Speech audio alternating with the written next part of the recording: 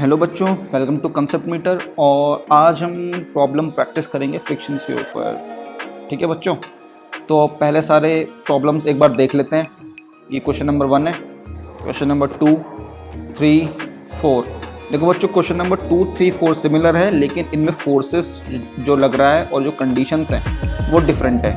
ठीक है, और question number 5, question number 6।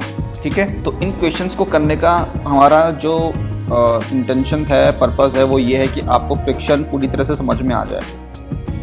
Friction की स्टोरी है ये आपको क्लियर हो जाए कि अभी फ्रिक्शन की स्टोरी में कैरेक्टर्स हैं, स्टैटिक फ्रिक्शन या काइनेटिक फ्रिक्शन, ये कब एक्शन में आते हैं, ये कब इनका रोल आता है। ठीक है, और नॉर्मल रिएक्शन क्या रोल प्ले करता है फ्रिक्शन में। तो ये सब चीज़ें हम इन क्वेश्चंस के थ्रू, अगर हम इनको क्वेश्चंस ना समझे, कुछ स्टोरीज समझें, ठीक है, तो इन स्टोरीज के थ्रू समझते हैं। ठीक है, तो बच्चों देखते हैं फर्स्ट क्वेश्चन क्या कह रहा है। Find the direction of friction forces on each block and the ground. Direction of friction हमको निकालना है। Assume all surfaces are rough and all velocities are with respect to observer. ये ऑब्जर्वर दिया हुआ है ऑन ग्राउंड, तो मतलब ये विद रिस्पेक्ट टू ग्राउंड हमको वेलोसिटीज दी हुई हैं, तो निकालते हैं। देखो, सबसे पहले बच्चों समझो कि फ्रिक्शन में दो चीज़ हैं। फ्रिक्शन में दो चीज़ लग रही है, स्टैटिक और काइनेटिक। ठीक है, तो स्टैटिक फ्रिक्शन तो लगता है जब इम्पेंडिंग मोशन है। इम्पेंडिंग मोशन मतलब कि मोशन नहीं हो रहा है, मोशन को वो रोक रहा है। और काइनेटिक फ्रिक्शन लगता है जब बॉडी मूव करती है, मूवमेंट बॉडी में हो जाती है। तो यहाँ बॉडी में मूवमेंट हो रही है, तो यहाँ पे लगेगा हमें काइनेटिक फ्रिक्शन। ठीक है, तो ये बात आपको समझ में आ गई। अब दोनों फ्रिक्शन काम कैसे करते हैं देखो। काइनेटिक फ्रिक्शन क्या करता है, काइनेटिक फ्रिक्शन जब मूवमेंट ऑलरेडी स्टार्ट हो चुकी है तो दो बॉडी के बीच में रिलेटिव मोशन को रोकता है। ठीक है, तो रिलेटिव मोशन को रोकेगा। तो अब इस क्वेश्चन में देखें, मैं इस ब्लॉक की बात करूं जो सबसे नीचे ब्लॉक दिया हुआ है। इस ब्लॉक की वेलोसिटी देखो किस तरफ है। अगर मैं इसको अपना x इधर मानूं तो इस तरफ है 6 माइनस आई कैप। ठीक है, और ये मेरा है ग्राउंड, इसको मैं मान लेता हूं a, b और c। तो velocity of A with respect to ground क्या है बच्चों, 6 माइनस आई कैप। तो इस सरफेस पे मतलब कि किस तरफ का मूवमेंट है, अगर मैं इस सरफेस की बात करूं तो इस सरफेस पे जो है रिलेटिव मूवमेंट इस ब्लॉक का इधर है, तो फ्रिक्शन लग जाएगा इसका आई कैप की तरफ। ये हो गया friction on A with respect to ground, या फिर कहो कि by ground, not with respect to. Similarly अगर मैं ग्राउंड की बात करूं, कि ग्राउंड पे फ्रिक्शन कहां लग रहा है, तो देखो velocity of ground with respect to A कितना हो गया, 6 आई कैप। तो ये मैं ग्राउंड की बात करूं, ये मेरा ग्राउंड है। तो अगर मैं इस पे ए पे बैठ के अब इसका मोशन देखता हूं, ग्राउंड को देखता हूं कि भाई ग्राउंड को देखता हूं कि ग्राउंड किस तरफ जा रहा है, तो ग्राउंड मेरे को लगेगा इस तरफ जाते हुए। तो अब इसलिए फ्रिक्शन लगेगा ग्राउंड पे इस तरफ। ये हो गया मेरा एफ ऑन जी बाई ए। ठीक है, तो यहां देखो आप कि एफ ऑन ए बाई जी इस तरफ लग रहा है और एफ ऑन जी बाई ए इस तरफ लग रहा है, तो दोनों एक्शन रिएक्शन पेयर है। ठीक है, तो अब चलते हैं हम अपने दूसरे ब्लॉक की तरफ। तो ब्लॉक नंबर बी लेते हैं बच्चों। अब ये ब्लॉक नंबर बी है। ब्लॉक नंबर बी की इस तरफ हमारे को स्पीड दी हुई है विद रिस्पेक्ट टू ग्राउंड, क्या है, वेलोसिटी दी हुई है। तो ये है हमारी 5 मीटर आई कैप। ए की वेलोसिटी किस तरफ है, इस तरफ। ये मेरी ए की है 6 माइनस आई कैप। सिमिलरली सी की मेरी जो वेलोसिटी है ये है इस तरफ 2 मीटर आई कैप। और अगर मैं एक बार ए की बात फिर से करूं, क्यों करूं ए की बात फिर से, अभी देखते हैं। इसमें देखो एक फ्रिक्शन फोर्स इस तरफ लग रहा है, friction on A due to ji.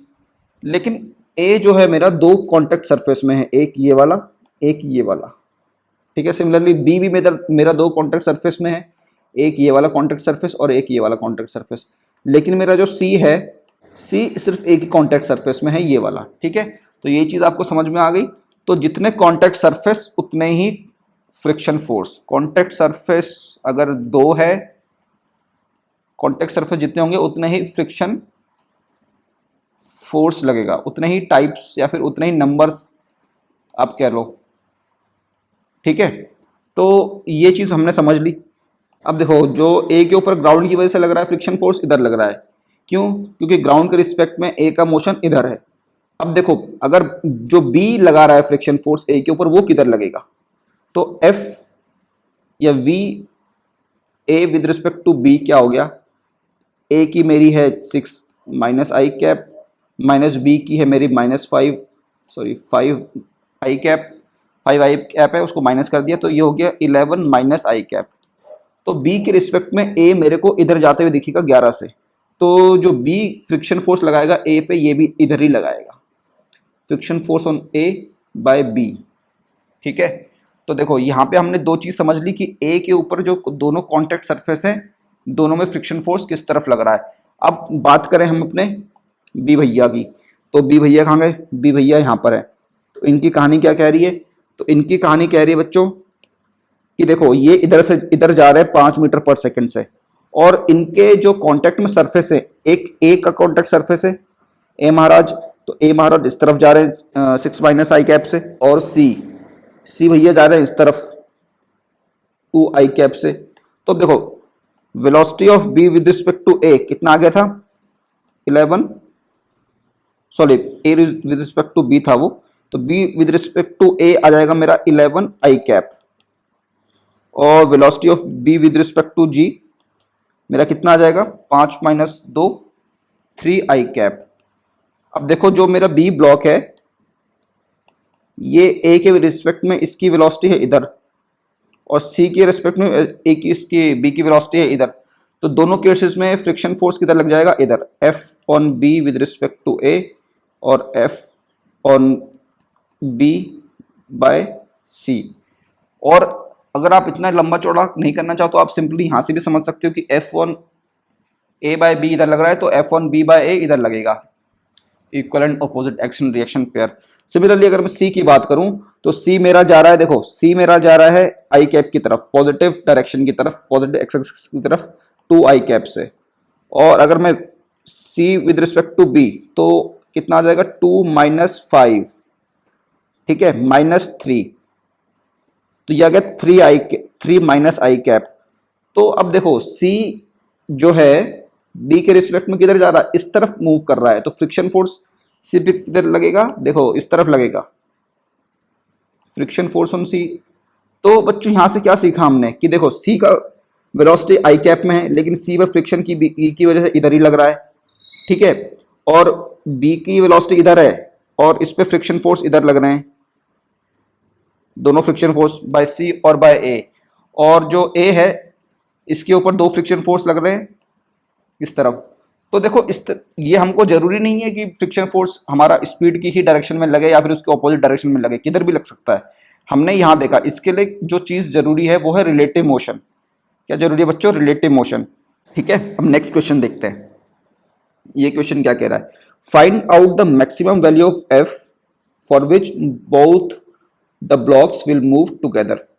Maximum value of F निकालनी है for which both the blocks will move together. अब देखो बच्चों, इन कहानियों को, मतलब इन सवालों को कैसे हमको सोचना है।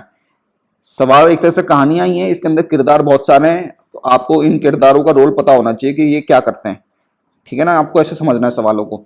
तो ये जो हमारा कहानी है, इस कहानी में देखो 2 ब्लॉक है, और आप इसको ऐसे भी एनालाइज करो। आपने अपनी रियल लाइफ में देखा होगा कि अगर आपने एक बुक के ऊपर या फिर किसी चीज के ऊपर 2 बुक्स रख दी, और एक बुक को आप झटके से खींचो तो दूसरी स्लिप करने लगती है कुछ टाइम बाद। तो हो क्या रहा है कि भाई इनके बीच में जो फ्रिक्शन है, ये फ्रिक्शन क्या करेगा? इस जो ऊपर वाले ब्लॉक है, ऊपर वाला जो बुक है, इस बुक को इस जो नीचे वाले बुक है उसके साथ चिपका के रखेगा उसको। ठीक है, जो फ्रिक्शन यहाँ पे इन दोनों के बीच में मौजूद है, वो इसको हेल्प करेगा जो ऊपर वाली को कि भाई तू इसके साथ ही चल, नीचे वाली के साथ। लेकिन क्या बोलेगा फ्रिक्शन, फ्रिक्शन बोलेगा कि भाई मेरी कुछ लिमिट है, ठीक है, मेरी कुछ लिमिट है, मैं उससे ज्यादा नहीं लग सकता। अगर तू नीचे वाली बुक बहुत तेजी से, बहुत स्पीड से भागने लग जाए तो बोलेगा कि भाई मैं तो पीछे रह जाऊंगा। तो ये कहानी है इस सवाल में। तो देखते हैं हम क्या हो रहा है, इस क्वेश्चन के ऊपर सॉल्व करते हैं। तो देखो पहले ए को बनाते हैं हम, ए क्या कह रहा है। ए के ऊपर जो लग रहे हैं नीचे वाला सरफेस तो फ्रिक्शनलेस है, ठीक है भाई। ये मेरा हो गया एफ, मैंने एफ लगाया इधर, तो हमको एफ की रेंज निकाल दी मैक्सिमम, और इसका है 4, ठीक है।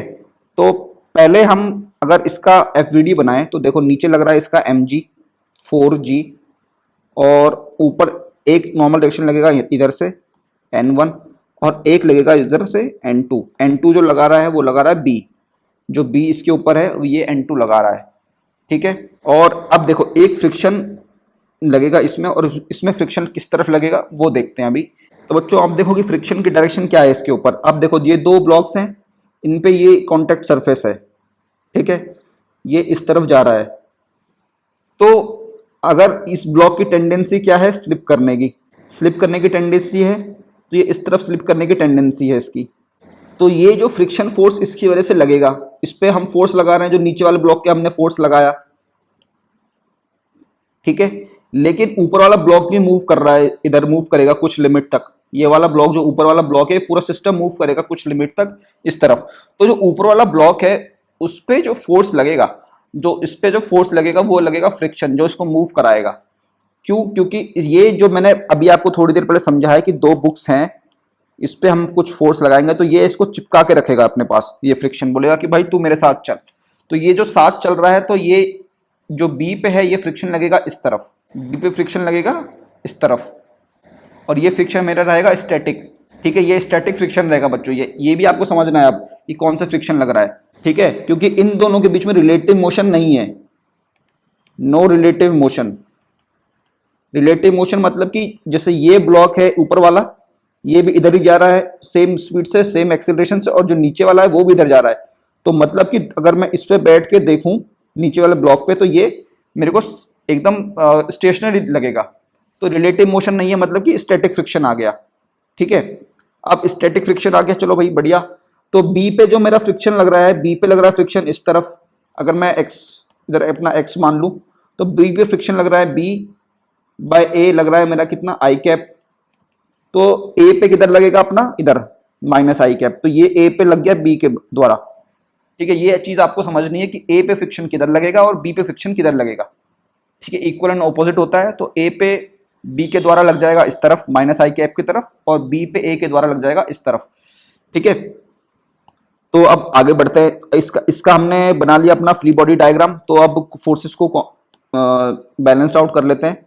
जो N2 plus 4G is equal to N1, ये तो हमारी आ गई एक इक्वेशन, ठीक है इसकी। और दूसरी इक्वेशन की बात करूं मैं, दूसरी इक्वेशन में अगर मैं मानूं कि इन सिस्टम का एक्सेलरेशन इस तरफ है, तो एक्सेलरेशन किस वजह से होगा, F minus F is equal to 4 into A. ये मेरी आ गई दूसरी इक्वेशन। मैं इसको नंबर दे देता हूं 1 और 2, ठीक है। अब मैं बात करूं अपने ब्लॉक बी की, मैंने दो इक्वेशन लिख ली अपनी। अब मैं ब्लॉक बी भैया की बात करता हूं। तो ब्लॉक बी जी की क्या सिचुएशन है, ब्लॉक बी जी कह रहे हैं भाई कि इन दोनों के बीच में फ्रिक्शन है यहां पर। तो ये फ्रिक्शन मेरे को इधर लग रहा है, मेरे को आगे लेके जा रहा है, फ्रिक्शन ऑन बी बाय ए। और जो मेरा मास है, वेट है, उसकी वजह से मेरे को लग रहा है कौन सा, N2 लग रहा है, ठीक है बच्चों, N2 लग रहा है इसके ऊपर। तो N2 इज इक्वल टू क्या हो गया, mg, ठीक है। ये इसको लिख देता हूं मैं कुछ एक्सप्रेशन नंबर 3 या अपनी इक्वेशन नंबर 3। अब देखो इसकी भी एक्सेलरेशन a है, इसकी भी एक्सेलरेशन a है। तो ma is equal to f, इस पे और कोई तो फोर्स नहीं लग रहा, ठीक है। तो अब यहां पे देखो f क्या है मेरा s, इसकी स्टैटिक, इसकी मैक्सिमम वैल्यू क्या है, मैक्सिमम वैल्यू क्या हो सकती है बच्चों, मैक्सिमम वैल्यू हो सकती है म्यू इंटू N2, तो म्यू मेरा क्या है बच्चों, म्यू मेरा दिया हुआ था क्वेश्चन में दिया हुआ था, इधर हौच-पौच हो गया, क्वेश्चन में दिया हुआ था म्यू 0.5 और N2 क्या है मेरा ये 20। तो मेरा कितना आ गया मैक्सिमम वैल्यू आ गई मेरी 10 न्यूटन। एफएस मैक्स आ गया मेरा 10 न्यूटन। तो मतलब कहने का ये है कि 10 न्यूटन ही मैक्सिमम फोर्स लग सकता है। तो यहां से मेरा ए मैक्सिमम क्या आ गया, ए मैक्सिमम आ गया मेरा 10/2 मतलब कि 5 मीटर पर सेकंड स्क्वायर। ये चीज आपको समझ में आई कि एफ की जो है F S always less than equal to mu N होता है।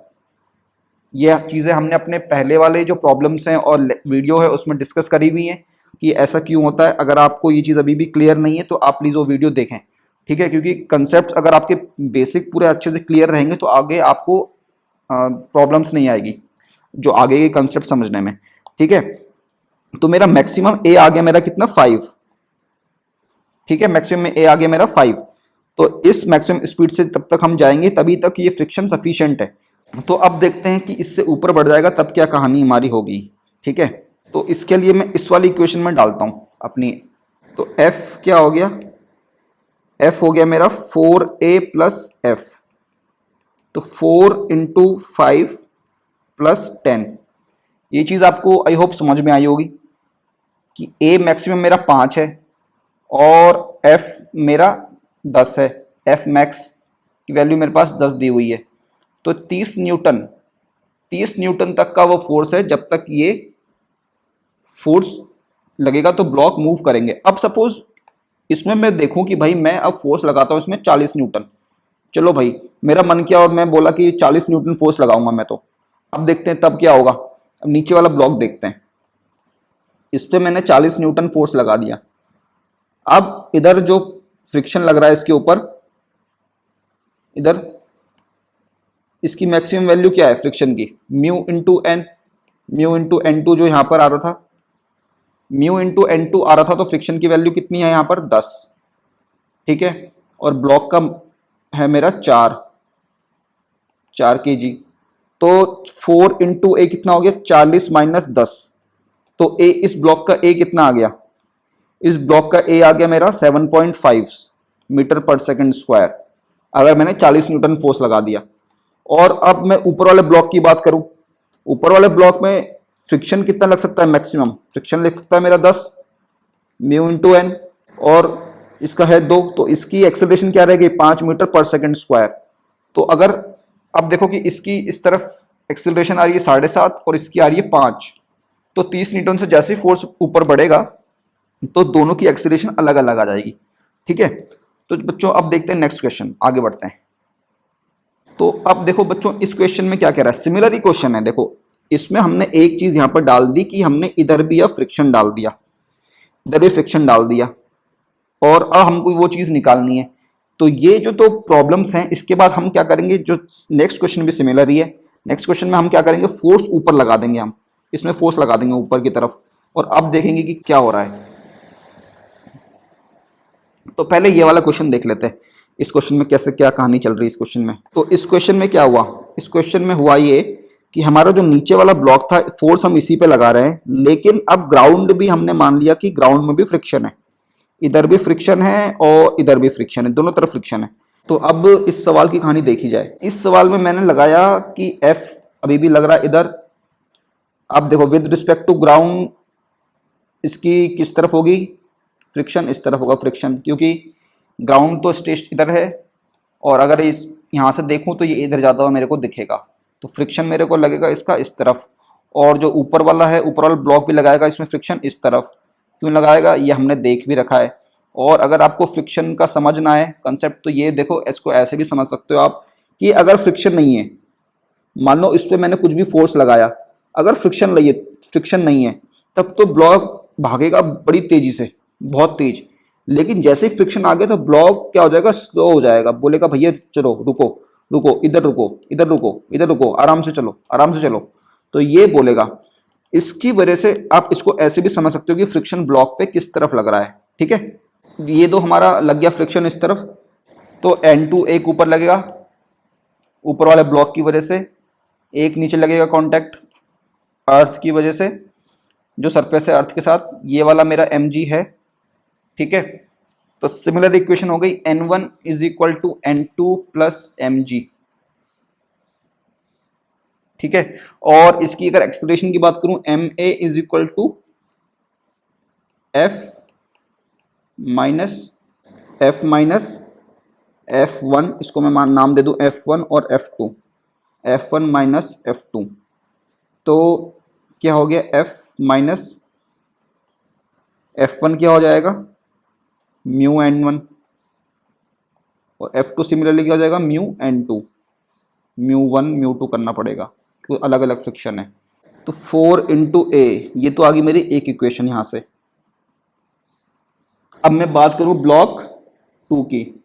ब्लॉक 2 में क्या कह रहा है भाई, ब्लॉक 2 में देखो फ्रिक्शन किधर लगेगा, इधर लगेगा F2, इसका नॉर्मल डायरेक्शन इधर है भाई N2, नीचे लग रहा है mg। तो सिंपल हो गया, 2 into A is equal to F2, N2 is equal to mg या 2g, ये 2 है 2g। F2 मैक्सिमम की वैल्यू क्या है बच्चों, F2 मैक्स जो मेरा लग रहा है वो है म्यू n2, 0.5 इंटू 20, ये तो BC है। तो A मैक्स मेरा क्या है, A मैक्स मेरा है कि भाई A मैक्स मेरा रहेगा कितना, 10 डिवाइड बाय 2, 5 मीटर पर सेकंड स्क्वायर। A मैक्स मेरा आ गया 5 मीटर पर सेकंड स्क्वायर, ठीक है। F2 की वैल्यू मेरी आ गई कितनी, 10। F2 मैक्स की वैल्यू मेरी आ गई 10, ठीक है। तो अगर ये साथ चल रहे हैं तो दोनों की एक्सेलरेशन बराबर है, ठीक है। तो इस तरफ मैं डाल रहा हूं अपनी 4 into 5 is equal to F minus mu 1 n1। Mu 1 कितना है मेरा, 0.1, 0.1 इंटू n1 कितना है, n1 है ये, तो n1 मेरा कितना आ रहा है, n2, n2 मेरा है 20 प्लस इसका 40, 60 न्यूटन। n1 मेरा आया 60 न्यूटन। तो into 60 minus mu two n2 तो मेरा था कितना, जो फ्रिक्शन फोर्स था वो था 10। तो F, इसको हम इधर सॉल्व करते हैं तो F की वैल्यू कितनी आ गई मैक्सिमम, F की वैल्यू आ गई मेरी 20 प्लस 6 या हाँ प्लस 10, 16, 36 न्यूटन। तो 36 न्यूटन का जब तक फोर्स लगेगा तब तक वो दोनों ब्लॉक साथ रहेंगे। देखो पिछले सवाल में क्या था, ये सवाल था सिमिलर था, इसमें इधर फ्रिक्शन लेस था सरफेस। तो यहाँ पे हमारा मैक्सिमम फोर्स कितना आ रहा था बच्चों, मैक्सिमम फोर्स मेरे ख्याल से 40 नहीं 30 न्यूटन आ रहा था, हाँ 30 न्यूटन आ रहा था इस सवाल में। अब हमने दोनों जगह फ्रिक्शन लगा दिया, तो अब इस सवाल में सिमिलरली मैक्सिमम फोर्स आ गया 36 न्यूटन। अब इससे ऊपर अगर फ्रिक्शन जाएगा क्या होगा, वो कहानी आप खुद इमेजिन करो। अगर आप इसको इमेजिन करेंगे या फिर कैलकुलेट करेंगे तो आपके कंसेप्ट और स्ट्रॉन्ग होंगे। तो आप इसको देखो कि अगर मैं फोर्स इस पर लगा दूं अब 40 न्यूटन, तो दोनों ब्लॉक की क्या एक्सेलरेशन आ रही है वो कैलकुलेट करके कमेंट में बताओ, ठीक है। चलो अब देखते हैं नेक्स्ट क्वेश्चन क्या कह रहा है। तो बच्चों देखो इस क्वेश्चन में देखो क्या कह रहा है। इस क्वेश्चन में दो ब्लॉक मेरे पास दिए हुए हैं, सिमिलर क्वेश्चन है, बस फोर्सेस हमने अलग अलग जगह लगा दिए। ये मेरा बी है और ये मेरा है ए, ठीक है। फ्रिक्शन दोनों में सेम है, यहाँ भी फ्रिक्शन है और यहाँ भी फ्रिक्शन है सरफेस में। तो लेकिन फोर्स मैंने लगाया बी के ऊपर, बी पे फोर्स लगाया इस तरफ। तो सिंपल सी बात है कि कहानी इसकी क्या कह रही है कि भाई फ्रिक्शन इधर लगेगा, इसको ये फ्रिक्शन रोकेगा, ठीक है। तो ये फ्रिक्शन इधर लग गया। अगर इसमें इधर मैं बात करूं इसकी एक्स डायरेक्शन में, तो mg नीचे लग गया, ऊपर लग गया n1 मान लेते हैं, ठीक है। तो n1 क्या हो गया mg, और इसका एक्सेलरेशन में मानो a, तो 2 इंटू ए, ये 2 है, इसका मास 2 दिया हुआ है यहाँ पर क्वेश्चन में। 2 इंटू ए क्या हो जाएगा बच्चों, f माइनस, इसको मैं f1 मान लेता हूँ, हाँ ये दो सरफेस हैं, दो फ्रिक्शन लगेगा, f minus capital F minus small f। तो a की वैल्यू क्या क्या आ गई यहाँ से, F minus small F F1/2। ठीक है, अब मैं ब्लॉक ए की बात करूं, ब्लॉक ए की बात करूं तो देखो इसके ऊपर फ्रिक्शन इधर लग रहा है, तो ये जो फ्रिक्शन इस पे मैंने फोर्स लगाया तो ये फ्रिक्शन इसको चलाएगा, इस पे फ्रिक्शन लग जाएगा, ये वाला F1 इधर लग जाएगा ब्लॉक इस पे। अब इसकी मूवमेंट हो रही है इस तरफ, इसकी मूवमेंट हो रही है इस तरफ, तो जो नीचे फ्रिक्शन लग जाएगा वो लग जाएगा इस तरफ, मतलब कि नेगेटिव x। अगर मैं एक्स वाई इसको ऐसे मानूं तो जो F1 तो लगेगा इस तरफ पॉजिटिव x डायरेक्शन में और F2 लग जाएगा नेगेटिव x डायरेक्शन में। ठीक है, तो ये चीज़ आपको समझनी कि फ्रिक्शन इसमें लग किधर किधर रहा है। ठीक है ना, और अगर मैं इसमें नॉर्मल रिएक्शन की बात करूं N2 mg और एक ऊपर से लग रहा है इसके ऊपर N1, ये वाला नॉर्मल रिएक्शन, तो क्या हो गया N2 is equal to N1 plus mg। एक तो इक्वेशन ये हो गई, और अगर मैं N2 को निकाल लूँ कितना आ रहा है तो N1 मेरा आ रहा था 20 plus 40 is equal to 60 newton. अब इस पे देखो, अब इस पे इसका एक्सेलरेशन जो है वो क्या है, m इंटू ए, चलाने वाला फोर्स इसको है F1 माइनस F2, रोक रहा है इसको F2, तो 4 इंटू ए। अब देखो F1 की वैल्यू क्या है और F2 की वैल्यू क्या है, इस पर डिपेंड करेगा इसका जो रेंज होगा। ठीक है, तो F1 की मैक्सिमम वैल्यू क्या हो सकती है, F1 की मैक्सिमम वैल्यू क्या हो सकती है, F1 की मैक्सिमम वैल्यू हो गई मेरी 10 न्यूटन, म्यू इंटू N1, यहाँ पर म्यू इंटू N1 हो जाएगा 10 न्यूटन। ठीक है, और बच्चों F2 मैक्स की वैल्यू क्या है, इसकी मैक्सिमम वैल्यू है मेरी कितनी, F2 की मैक्सिमम वैल्यू है मेरी ये म्यू N2, तो म्यू N2 हो गया मेरा 6 न्यूटन। तो अब देखो इसकी मैक्सिमम वैल्यू है 6 न्यूटन। अब देखो क्वेश्चन में हो क्या रहा है, अब जब मैं ऊपर वाले ब्लॉक पे, इसको थोड़ा मैं रफ कर देता हूँ यहाँ पर, इस वाले ब्लॉक में फोर्स लगाता हूँ 6 न्यूटन, तो इस तरफ फ्रिक्शन आ जाएगा 6 न्यूटन। क्यों, क्योंकि इसकी मैक्सिमम वैल्यू मैंने निकाली 10 है, तो 6 न्यूटन आ जाएगा इसको रोकने के लिए। लेकिन इसका जो मोशन है वो स्टार्ट हो जाएगा, जो धीरे धीरे ये मतलब हल्का हल्का स्टार्ट हो जाएगा। अगर 6 न्यूटन से जाऊंगा मैं ऊपर तो इतना ही फोर्स, अगर मैं इसकी बात करूं तो नीचे वाले ब्लॉक की, तो 6 न्यूटन फोर्स इस तरफ लगेगा और इसका भी मैक्सिमम वैल्यू 6 न्यूटन है। ठीक है, तो ये धीरे धीरे अब ये भी बढ़ना स्टार्ट हो जाएगा, तो 6 न्यूटन से, तो 6 न्यूटन एक ऐसा फोर्स आया है जिसपे ये दोनों ब्लॉक मूव करना स्टार्ट कर जाएंगे। तो आप सोच रहे होंगे कि 5 न्यूटन पे क्या होगा, अगर मैं अब इस पे 5 न्यूटन लगाऊं, देखो 5 न्यूटन लगाऊं तो इसको नहीं चलने देगा, क्योंकि ये 5 न्यूटन इसका फोर्स है, जो फ्रिक्शन फोर्स इधर लग जाएगा 5 न्यूटन। ठीक है, तो 6 न्यूटन के बाद क्या होगा बच्चों, 6 न्यूटन के बाद होगा ना, 6 न्यूटन के बाद जैसे ही 6 न्यूटन फोर्स लगेगा उसके बाद ये जो फ्रिक्शन की म्यू एस है थोड़ा कम हो जाता है, म्यू क्या आ जाता है एक्शन में, तो जो 6 न्यूटन है थोड़ा कम हो जाता है। ठीक है, तो ये फंडा इसमें होता है। तो हमको क्या पता लगा इस केस से कि भाई 6 न्यूटन एक ऐसा फोर्स है कि 6 न्यूटन जब हम लगाएंगे तो ये ब्लॉक मूव करना स्टार्ट हो जाएंगे। ठीक है, लेकिन किस रेंज तक ये साथ में मूव करेंगे अब ये हमको ये देखना है। ठीक है, तो अब इसके लिए देखते हैं क्या कि इसका मैक्सिमम एक्सेलरेशन क्या होगा। अब सपोज कि इसमें मैंने कोई भी कितना भी फोर्स लगाऊं, सपोज कि मैंने इसे 50 न्यूटन लगा दूं, तो इसकी तो एक्सेलरेशन बढ़ जाएगी, लेकिन जो फ्रिक्शन फोर्स है मैक्सिमम तो मेरा कितना है, मैक्सिमम मेरा 10 ही है, मैक्सिमम मेरा 10 है, और उस केस में मैक्सिमम फ्रिक्शन इसको यहाँ पे कितना लगेगा 6। जब ये मूव करना स्टार्ट कर जाएगा ब्लॉक तो इस पर कितना लग जाएगा फ्रिक्शन, 6 न्यूटन। ठीक है, तो इस चीज से मैंने क्या समझी कि ए की मैक्सिमम एक्सेलरेशन कितनी हो सकती है, इस पूरी चीज से मैंने समझी है कि 10 minus 6 divide by 4 is equal to A is equal to 1 metre per second square. A is equal to 1 metre per second square ऐसी एक्सेलरेशन है जो मैक्सिमम है इसकी, इससे तेज ये नहीं मूव कर सकता, क्योंकि इस पे ऊपर जो फोर्स लग रहा है नीचे वाले ब्लॉक के ऊपर, ये मैक्सिमम कितना होगा, मैक्सिमम होगा बच्चों इसके ऊपर जो फ्रिक्शन फोर्स लग रहा है 10 न्यूटन, और जब 10 न्यूटन लगेगा तो इसके ऊपर पीछे लग जाएगा 6 न्यूटन, तो ये मूव करेगा ए से। ठीक है, अब सपोज कि 10 न्यूटन से कम है, 8 न्यूटन है, तो 8 न्यूटन में भी क्या होगा कि 8 न्यूटन में भी ये मूव करेगा, इसकी एक्सेलरेशन रहेगी कुछ 1/2 रहेगी। ठीक है, तो 10 न्यूटन ऐसा जो इसके ऊपर लग रहा है, 10 न्यूटन, इसके मैक्सिमम इसके ऊपर नहीं लग सकता। ठीक है, तो हमने क्या सीखा यहाँ से कि ए की मैक्सिमम वैल्यू आई 1 मीटर पर सेकंड स्क्वायर। तो इसकी ए की 1 मीटर पर सेकंड स्क्वायर के लिए मैं यहाँ से एफ की वैल्यू निकाल लूंगा अब इसमें डाल के। तो एफ की वैल्यू क्या आ गई, 2 इंटू 1 प्लस ये 10 इक्वल टू 12 न्यूटन। तो हमने इस क्वेश्चन से क्या सीखा, देखो इस क्वेश्चन से ये सीखा कि एक फोर्स जब 6 न्यूटन से बढ़ गया ऊपर, तब भी ये मूव कर रहे 7,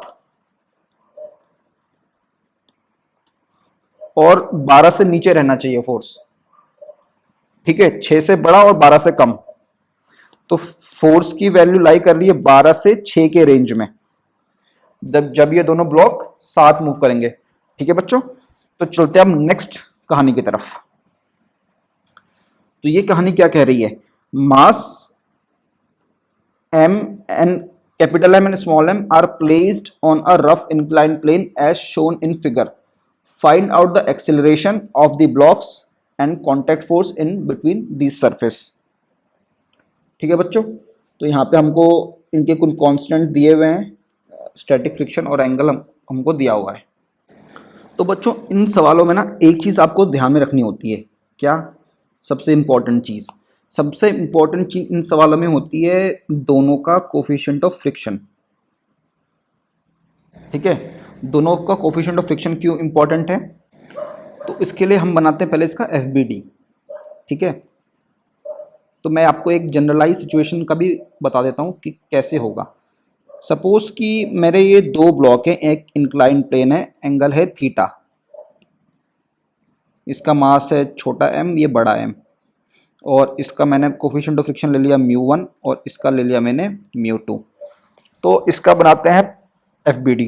ठीक है, तो इसका मैंने जो स्मॉल m का बनाया, mg लग गया इधर, या हाँ छोटा mg है, इधर लग गया इसका n1। ठीक है, और इस तरफ लग गया इसका mg साइन थीटा, इधर लग गया इसका mg कॉस थीटा। तो मान लो कि ये जब मूव कर रहा है, मान लिया मैंने इसकी एक्सेलरेशन थी इस तरफ a, इधर लग जाएगा मान लो इसका फ्रिक्शन फोर्स इस तरफ लग जाएगा, और इन दोनों के बीच में यहाँ पर एक है नॉर्मल रिएक्शन, जो m2 लगा रहा है इसके ऊपर, इस तरफ जो कैपिटल M है इसके ऊपर इस तरफ लगा रहा है। तो अगर मैं बात करूं m into A is equal to क्या हो गया, mg sine theta minus mu mg cos theta plus n naught मान लेता हूं मैं इसको। ठीक है, और मैं सिमिलरली ब्लॉक M की बात करूं, ये जो कैपिटल वाला है, इसमें इधर लग गया अपना mg, इधर लग गया हमारा n2, इधर लग रहा है हमारा n नॉट, जो ये इसके ऊपर लगा रहा था छोटे वाले ब्लॉक के ऊपर। अब मैं इसके अगर एक्सेलरेशन की बात करूं, इसको मैं 1 लिख लेता हूं, m इंटू a1 क्या हो जाएगा, a2 is equal to capital mg sine theta, जो इधर लगेगा नीचे तरफ, माइनस इधर लगेगा friction mu 2 capital mg cos theta minus n naught, यह आ गया a2। अब यहां से मैं बच्चों a1 की वैल्यू निकालता हूं, तो क्या आता है, g sine theta minus mu g cos theta plus n not upon m। ठीक है, और यहां से a2 की वैल्यू निकालता हूं, तो क्या आता है, g sine theta minus mu 2 g cos theta minus n naught by m। तो बच्चों इसमें अगर देखो a1 और a2 की वैल्यू आ गई, अब इसको आप ऐसे समझो कि दो ब्लॉक हैं ये और चल रहे हैं, ये a1 इसका है और a2 है। अब अगर a2 का जो एक्सेलरेशन है, a2 से एक्सेलरेशन है ये a1 से बड़ा होगा, तभी इसको ये पुश करेगा, तभी इससे कांटेक्ट में रहेगा। अगर a1 का एक्सेलरेशन a2 से बड़ा है तो क्या होगा, ये तो आगे निकल जाएगा ब्लॉक इस तरह, और ये पीछे रह जाएगा ये वाला ब्लॉक। तो ठीक है, तो हमको क्या लिमिट पता है, हमको पता है कि condition a2 should be greater than n naught by m। तो a2 should be greater than a1 होना चाहिए। तो इसको अगर आप कैलकुलेट करो तो क्या आ जाएगा, देखो A2 में हमारा अगर इन दोनों को कंपेयर करें तो ये तो हो गया cancel, A2 should be greater than A1 है, और क्या आ जाएगा N naught by M plus N naught by small M by N naught by capital M should be less than G cos cos theta mu 1 minus mu 2। तो देखो mu 1 अगर mu 2 से बड़ा होगा तभी ये चीज पॉसिबल है।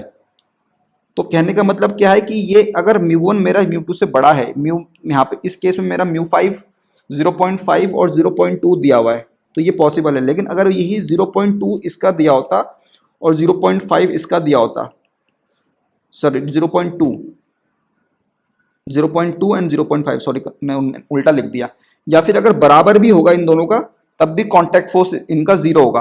तो ऐसे सवाल में देखो आपको एक चीज क्या ध्यान रखनी है, आप ऐसे सवाल में आपको एक चीज ध्यान रखनी है कि अगर दोनों का म्यू जो नीचे वाला ब्लॉक है, नीचे वाला ब्लॉक इसका mu should be greater then ऊपर वाला ब्लॉक। अदरवाइज अगर ये ऊपर वाले ब्लॉक का म्यू ज्यादा है तो आपको कंफ्यूज करने के लिए कई बार एग्जामिनर ऐसा सवाल भी दे सकता है कि भाई ऐसा आपको ब्लॉक दे दिया लंबा चौड़ा कहानी लिख के 4 6, इसका आपने बता दिया इसको कि म्यू 1 इज इक्वल टू 0.2 और इसको बता दिया म्यू 2 इज इक्वल टू 0.5 और बोले कि इन दोनों के बीच में नॉर्मल रिएक्शन बताओ। ठीक है, ये अब कुछ दे दिया आपको 30 डिग्री या 60 डिग्री, तो नॉर्मल रिएक्शन 0 आ जाएगा। ठीक है ना, तो वो आपको कंफ्यूज नहीं होना उसमें। अब इसको आप ऐसे भी समझ सकते हो कि देखो इस पे तो कोफिशिएंट ऑफ फ्रिक्शन इसका 0.2 है, तो मतलब इस ब्लॉक को ये कम रोक रहा है, जो रोक रहा है फ्रिक्शन इस ब्लॉक को कम रोक रहा है और इसको ज्यादा रोक रहा है, तो ये तो भाग जाएगा आगे और ये पीछे ही रह जाएगा। इसको ऐसे भी सोच सकते हो कि देखो 0.5 है तो इसको रोक के रखेगा और ये भगाते रहेगा इसको, इसको ऐसे भी सोच सकते हो आप। ठीक है, इसको सॉल्व करते हैं अब। तो हमने बनाया अपना इधर ये FBD,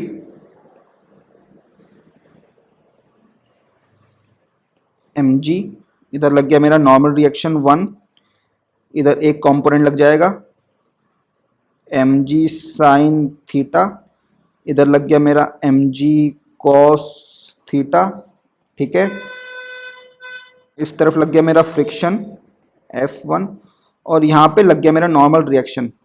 तो नॉर्मल रिएक्शन इसको धक्का दे के रखेगा, ये इस तरफ लगेगा नॉर्मल रिएक्शन, n नॉट मान लेता हूँ इसको मैं। तो अब मैं अपने इक्वेशन को बैलेंस करूँ, n1 इज इक्वल टू क्या हो गया mg cos थीटा जो दिया है 37 डिग्री, एक तो ये हो गया। एक्सेलरेशन में मान लेता हूँ a, तो क्या आ गया m into A is equal to जो चलाने वाला फोर्स है ये mg साइन थीटा और n नॉट, तो ये दोनों फोर्स इसको चला रहे हैं mg sine theta plus n naught, और रोक रहा है इसको फ्रिक्शन, फ्रिक्शन रोक रहा है तो फ्रिक्शन क्या हो जाएगा म्यू mg कॉस थीटा। ठीक है, ये मेरी आ गई दूसरी इक्वेशन। अब मैं सिमिलरली ये जो दूसरा ब्लॉक है मेरा पीछे वाला 2 kg का, इसकी इक्वेशन बना लेता हूँ। इसमें जो n नॉट इधर लग जाएगा, फ्रिक्शन भी इसमें इधर लग जाएगा F2, बाकी सब चीज़ें सेम ही रहेगी, mg इधर लगेगा, नॉर्मल रिएक्शन इधर लगेगा, तो mg का एक कंपोनेंट इधर आ गया mg साइन थीटा, एक कंपोनेंट इधर आ गया mg कॉस थीटा। तो n2 क्या हो गया मेरा, अगर इसको मैं n2 मानूं, n2 is equal to mg cos theta, और इसका एक्सेलरेशन इधर है तो capital M by A is equal to mg sine theta. अब इसको दो फोर्सेस रोक रहे हैं, एक तो नॉर्मल डायरेक्शन भी इसको रोक रहा है और फ्रिक्शन भी इसको रोक रहा है। ठीक है, अगर आप इमेजिन भी करोगे तो क्या लगेगा इसको कि ये आगे बढ़ने की कोशिश कर रहा है, लेकिन ये जो इसके ऊपर जो पुश आ रहा है पीछे से n2 का, ये इसको रोक के रख रहा है। ठीक है, आपको ऐसे सोचना भी है, ये फिजिक्स में जितना सोचोगे उतना कंसेप्ट क्लियर होगा। mg साइन थीटा माइनस हो गया मेरा n not minus mu mg cos theta.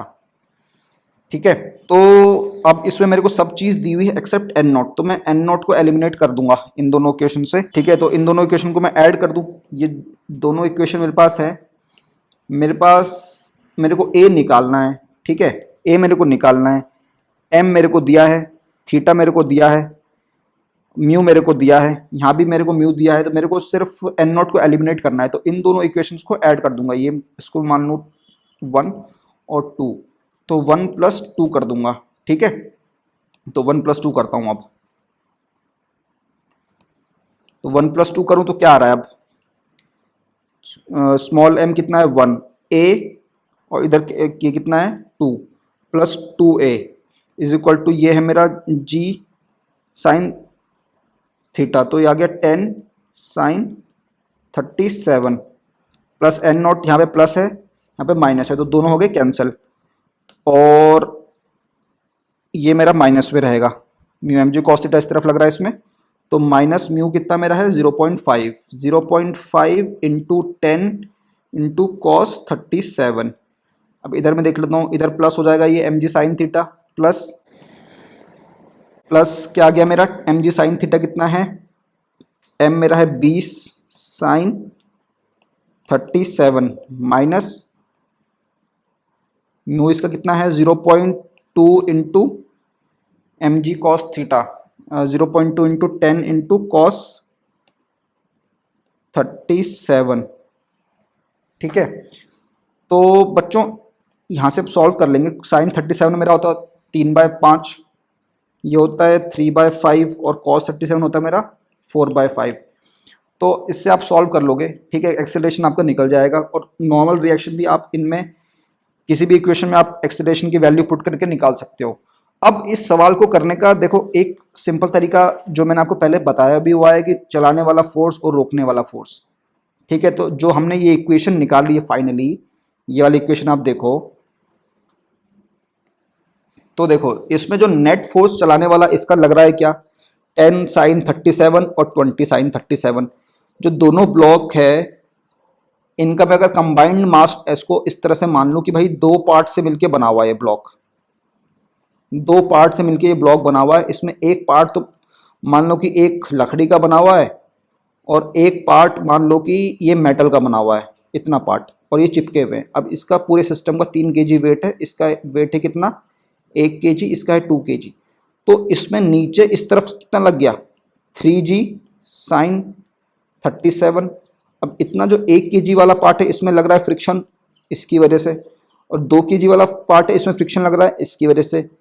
Minus कर देंगे फ्रिक्शन डिवाइडेड बाय टोटल मास, तो ये आ जाएगा एक्सेलरेशन। तो यहाँ पे देखो यही चीज़ हो रही है।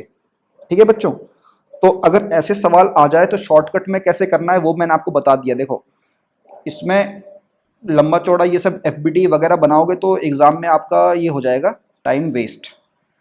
तो इनको अगर आप कंसेप्ट समझते रहोगे कि कैसे क्या कहानी चल रही है, तो आपको सवाल करना बहुत आसान हो जाएगा। लेकिन कहानी उसके लिए समझनी पड़ेगी, जो कैरेक्टर्स हैं वो कैसे काम करते हैं। ठीक है, अब नॉर्मल रिएक्शन देखो, इसमें आपको पता है क्या कि नॉर्मल रिएक्शन तो भाई इंटरनल है सिस्टम का, तो ये तो ओवरऑल सिस्टम की कहानी में आएगा ही नहीं। ओवरऑल सिस्टम की कहानी में क्या आएगा, जो एक्सटर्नल फोर्सेस हैं।